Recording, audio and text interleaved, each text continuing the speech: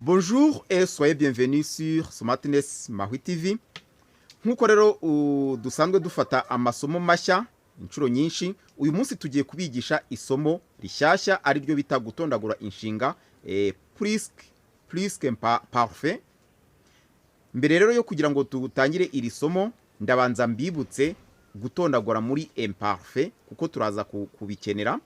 Muri iri somo turaza kumenya ikinyuranyo cyangwa se ni iki bisobanura iki iyo utondaguye ukoresheje imparfait cyangwa se ugakoresha plus parfait, bitandukanywa n'iki mu bisobanuro n'iryari bikoreshwa. Buri wese nyuma y'iri somo araza kuba azi gukoresha neza plus parfait na imparfait, kandi abasha byibuze gukora interuro no gutondagura inshinga iyo ari yo yose muri imparfait na plus parfait.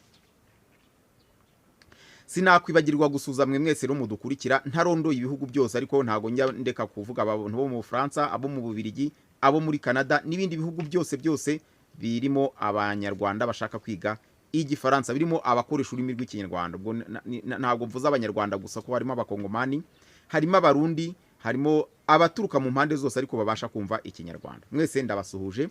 Kubifuza ubufasha bw'umwihariko namwe ntabwo nakwibagirwa kubabwira nti mwahamagara kuri nimero yacu cyangwa mukatwandikira kuri WhatsApp tukabasobanura neza kurushaho, tukabaha amasomo y'umwihariko. Ibiciro biroroshye. Mbere rero yo gukomeza iri somo, reka mbanze mbibutse gutondagura inshinga ariko mu buryo bwa imparfait.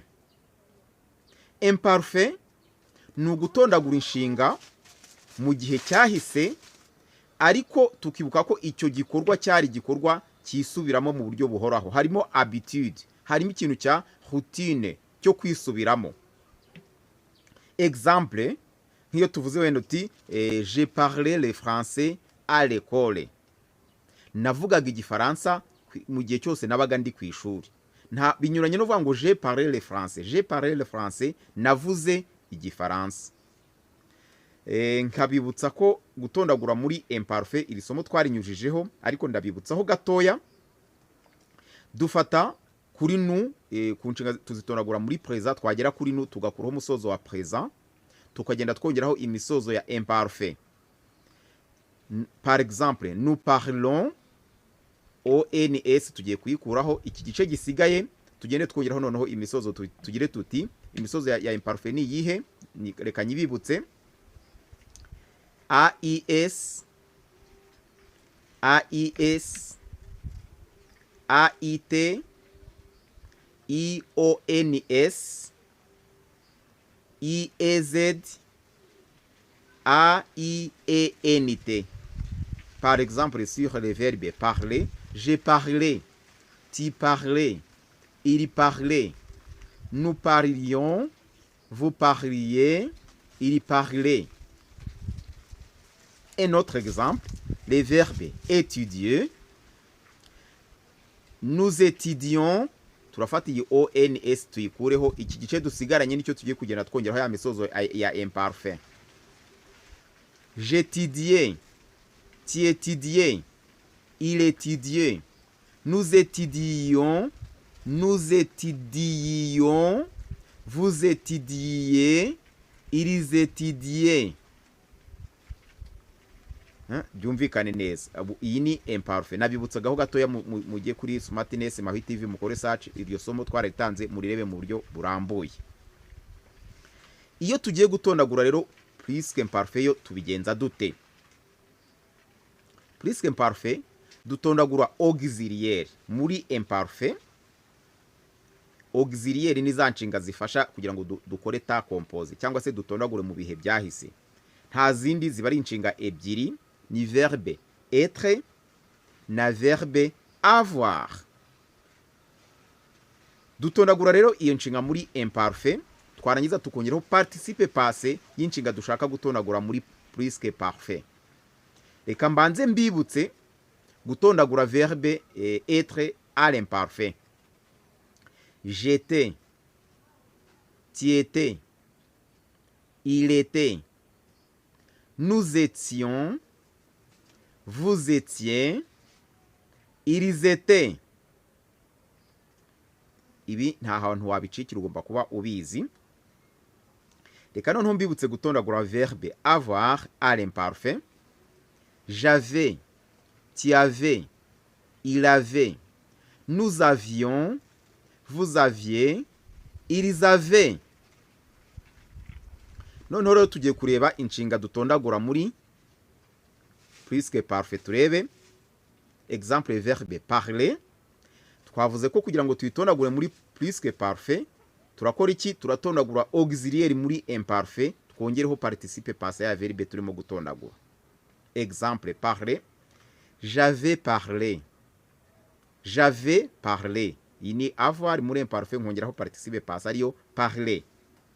J'avais parlé, tu avais parlé, il avait parlé, nous avions parlé, vous aviez parlé, ils avaient parlé. inshinga ni nyinshi twatondagura. Nous allons conjuguer aussi les verbes manger au plus qu'imparfait. tugiye kwitondagura muri plus qu'imparfait. manger ihame ni irihe? turatondagura avoir muri imparfait, niturangiza twongereho participe passé ya verbe manger. J'avais mangé, tu avais mangé, il avait mangé, nous avions mangé, vous aviez mangé, ils avaient mangé. Attends, prenons un autre exemple. Reka turebe noneho inshinga ifashwa na verbe être. Exemple, le verbe aller au plus que parfait. J'étais allé, tu étais allé, il était allé, nous étions allés, vous étiez allés, ils étaient allés. Même les verbes partir. J'étais parti, nari nagiye. Tu étais parti, il était parti, nous étions partis, vous étiez partis, ils étaient partis. sobanura neza rero kugira ngo umenye igisobanuro cya plus que parfait. Plus que parfait ni igikorwa cyahise ariko cyabaye mbere y'ikindi gikorwa nacyo cyahise. twumvikane neza. iyo mvuze ngo j'étais parti, nari nagiye, nari narangije kugenda, nari nagiye. Tu étais parti, wari wagiye. Il était parti, yari yagiye. Nous étions partis, twari twagiye. Ils étaient partis, bari bagiye. J'avais mangé, nari nariye, nari narangije kurya icyo gikorwa cyari cyahise kare. Tu avais mangé, wari wariye. Il avait mangé, yari yariye. Nous avions mangé, mwari mwariye. Ils avaient mangé, bari bariye. ni ukuvuga iki? ni igikorwa cyo muri passé ariko cyabaye mbere y'ikindi gikorwa nacyo cyo muri passé. ikinyuranyo kiri hagati ya imparfait na plus que parfait. Imparfait ni igikorwa cyo muri passé cyakorwaga inshuro nyinshi, cyari routine cyangwa cyabaye habitude ariko muri passé. kandi cyari icyo gikorwa kikaba cyarakozwe mu gihe kirekire. naho plus que parfait ni igikorwa cyo cyabanje mbere y'ikindi gikorwa nacyo cyo muri passé. reka dukoreshe interuro kugira ngo birusheho kumvikana neza. Quand je suis arrivé, il avait déjà mangé. Quand je suis, ubwo nahageraga yari yarangije kurya. igikorwa cyabanje ubu ni ikihe? ni iki cyo muri plus que parfait. Quand je suis arrivé, ubwo nahageraga, il avait déjà mangé, yari yarangije, yari yashoje kurya. Donc imparfait isobanura igikorwa cyari kikiri kuba cyasubirwagamo kenshi. Plus que parfait igasobanura igikorwa cyari cyarangiye kuba mbere y'igikorwa cyo mbere y'ikindi gikorwa ariko nacyo cyo muri passé. Exemple pour l'imparfait, je lisais un livre, nasomaga igitabo. ni ukuvuga ngo ni igikorwa cyisubiragamo buri munsi. Ushobora kuvuga ngo chaque matin je lisais un livre, buri gitondo nasomaga igitabo, iyo ni imparfait. J'avais lu ce livre avant l'examen. J'avais lu ce livre avant l'examen. Nari nasomye icyo gitabo mbere y'ikizame. Igikorwa cyabanje ni ikihe? Ni ugusoma igitabo. Ikindi cyakurikiyeho ni ikihe? Ni examen. Kandi byose ni ibikorwa byahise. J'avais lu ce livre avant l'examen. Donc mutekereze kabiri turimo gushyira nko ku murongo w'ibihe kugira ngo ubyumve neza. Reka dushyire ku murongo w'ibihe cyangwa se ligne de temps. Plus que parfait ni iba yarabanje mbere hagakurikiraho imparfait. Quand Marie est arrivée, j'ai regardé la télévision. Quand Marie est arrivée, j'ai regardé la télévision. Urugero hano ngo igihe Mariya yinjiraga, igihe Mariya yinjiye, Yohani yarebaga televiziyo. Iyi ni imparfait. Igihe Mariya yinjiraga, Yohani yari asanzwe ari kureba televiziyo, ntabwo yari yashoje kureba televiziyo, yari akiyireba. Donc il avait terminé son travail. Il avait terminé son travail. Yari yarangije akazi ke. Ngira ngo birumvikana neza. Il avait terminé son travail. Yari yarangije akazi ke.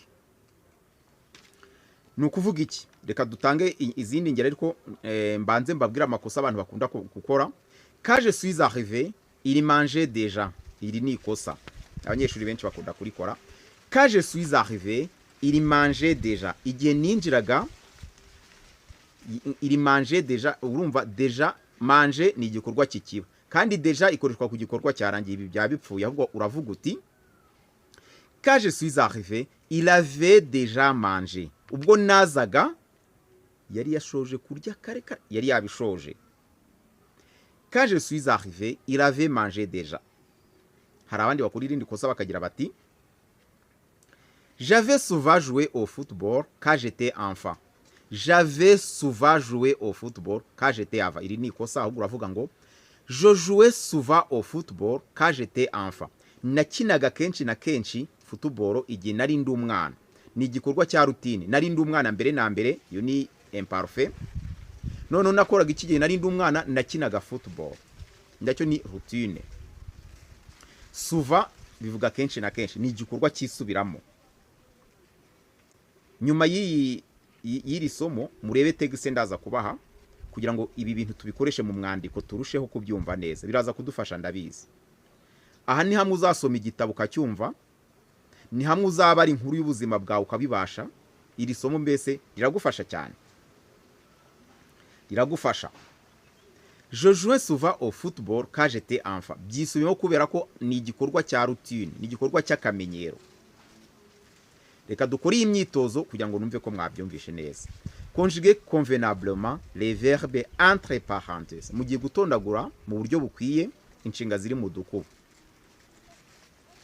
Quand je suis arrivé, il dash dash entre parenthèses les verbes à conjuguer c'est partir. Tugiye gutondagura inshinga partir. Quand je suis arrivé, il dash dash partir. Ubwo ni nazaga, mu Kinyarwanda turashaka kuvuga ngo yari yagiye. Turakoresha iki? Naje nyuma ni igikorwa cyahise ariko yari yagiye. Ni plus que parfait. Turatondagura partir muri plus que parfait. Aha tugomba kwibuka ko partir igira auxiliaire être. Tuzavuga tuti quand je suis arrivé, il était parti. Il était parti. Ubwo nazaga yari yaciyeho, yari yagiye. Exercice numéro 2. Quand j'étais petit, je dash dash. Verbe tugiye gutondana ni regarder les dessins animés. Quand j'étais petit, ubwo nari ndi umwana, les dessins animés. Iki gikorwa cyararangiye cyangwa ni igikorwa cyabaga mu gihe wari uri umwana. In the same time cyangwa se au même moment. Ni ibikorwa byabaye mu gihe kimwe. Bivuga iki? Turakoresha imparfait. Nta gihano baba baguhaye. Nuko usaba kumva logique irimo. Quand j'étais petit, je regardais les dessins animés. Ubwo nari ndi umwana umupeta umwana muto narebaga amadese anime. Narebaga ni ibintu byisubiraga iyo ni routine cyangwa se ni habitude. Numéro 3. Nous dash dash déjà finir le travail. Ni finir tugiye gutonda. Finir le travail avant midi. Twari twarangije akazi kacu mbere ya saa sita. Ni igikorwa cyari cyabaye kare cyari cyapashije. Quand nous avions déjà fini le travail. Nous avions déjà fini le travail avant midi. Twari twarangije akazi kacu kare. Nous avions déjà fini le travail avant midi. Numéro 4. Il souvent au village pendant les vacances. Il souvent au village pendant les vacances. Ubundi cyo namo souvent. Akagagambo souvent kagena n'igikorwa cyisubiramo routine kenshi na kenshi. N'imparfio nta kindi. Il allait souvent au village pendant les vacances. Yajyaga kenshi na kenshi mu cyaro mu gihe cy'ibiruhuko. Icyo dufatamo ni iki nuko plus qu'imparfait ni igikorwa cyahise mbere y'ikindi gikorwa ariko byose mu gihe cyahise, ariko plus qu'imparfait yo irabanza nyine igikorwa cyabaga cyarangiye kare. Imparfait ni igikorwa cyahise mu buryo bwisubiragamo. Passé composé nayo ntago nareka kuyibabwiraho ni igikorwa cyahise cyabaye rimwe bikarangira, ntago ari igikorwa cyisubiragamo cyangwa ngo cyari cyabaye imbere y'ikindi. Birumvikana neza ndizera. Numara kureba iyi myitozo uko ugenda usoma ibitabo byinshi uhura n'iri somo nibwo urushaho kubyumva. Ntago wamenya kuba ari inkuru utazi iri somo. Ntiwamenya kwivuga ibigwi no gusobanukirwa undi muntu utazi iri somo. Mu by'ukuri ntago nareka kwibagirwa mwese mudukurikira. Nyamuneka niba isomo ryagushimishije, niba udukurikira kwimana like nta kintu byakumarira. Kora like. Niba uri ubwa mbere kora subscribe. Niba uzi umuntu ukeneye kwiga igifaransa muhe video mu sharing. Abantu bari mu Bufaransa by'umwihariko batari batinyuka kwiga igifaransa, ukaba maze umwaka mu Bufaransa, ukaba maze imyaka 2, nyamuneka igihugu urimo gikoresha igifaransa tinyuka uduhamagare tukwigisha, niko kazi kacu. Reka ne kubatindira rero iri somo tuzarikomezanya n'imyitozo kugira ngo murusheho kuryumva neza. Niba mutaryumvishe mukomeze mutwandikire mudusaba amasomo kuba bishaka, mukurikire video zacu turi hano kubera mwebwe. Merci de nous avoir suivis. À la prochaine occasion. Au revoir.